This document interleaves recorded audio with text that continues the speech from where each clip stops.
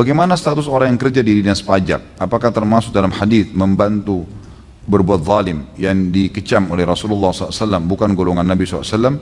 Bagaimana status harta dari gaji di kantor pajak? Kalau kita bicara umum global dan pendapat jumhur ulama, sebenarnya pajak itu nggak ada dalam Islam, nggak ada sama sekali. Dan tidak boleh negara hidup dari pajak, mestinya. Keringatnya orang kita ambil gimana tuh? Gitu kan? Itu seperti negara yang sedang merampok hasil kerjanya masyarakatnya. Ini bahasa langsungnya ya. Mudah-mudahan tidak ada yang tersinggung. Kalau tersinggung berarti Anda merasa, gitu kan? Saya cuma menyampaikan saja. Alhamdulillah kalau memang dia pas berbuat terus dia tersinggung berarti bagus, kena tuh, gitu kan? Mestinya jangan, harus bisa diubah. Bagaimana caranya? Kita sudah terlanjur mayoritas biaya yang kita pakai negara untuk pajak. Ya harus Anda berpikir.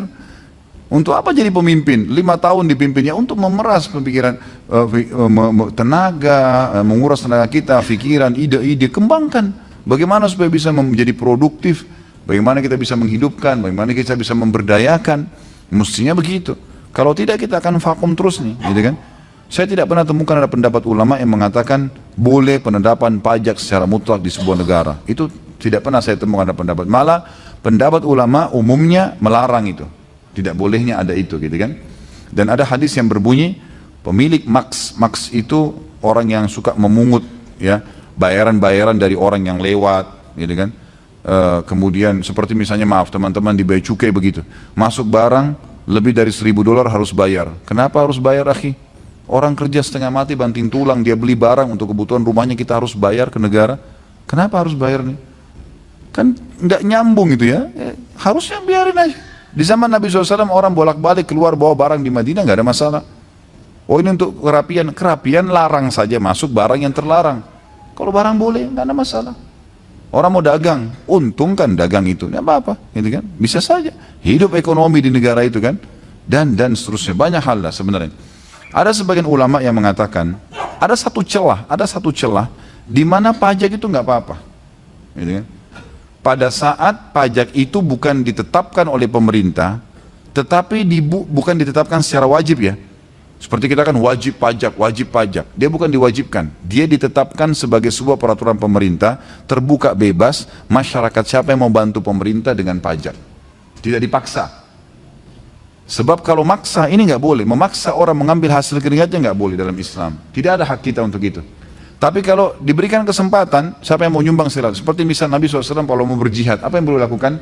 Wahai muslimin, jihad, bersedekahlah. Boleh buka jubahnya, siapa yang mau nyumbang silakan. Yang satu bawa, yang satu bawa, yang satu bawa. Nih, negara kita lagi terlilit utang, siapa yang mau bayar nih? Ayo kita bagi-bagi nih. Ada yang nyumbang ini, nyumbang itu, silakan, itu bebas. Tapi wajib. Kan gitu. Kalau enggak dianggap sebagai pelanggar, bahkan orang yang tidak bayar pajak itu bisa dipenjara, bisa ini masalah ini. Ini masalah. Jadi ini keadaan Allah alam celah di mana dia mungkin jadi bisa kalau dia berbentuk sedekah, kerelaan dari masyarakat, itu boleh. Tapi kalau paksaan, ini agak sulit. Status harta dari gaji kantor pajak Allah alam sama dengan kata-kata tadi. Kalau emang itu tidak boleh, maka lebih aman untuk tidak bekerja di situ.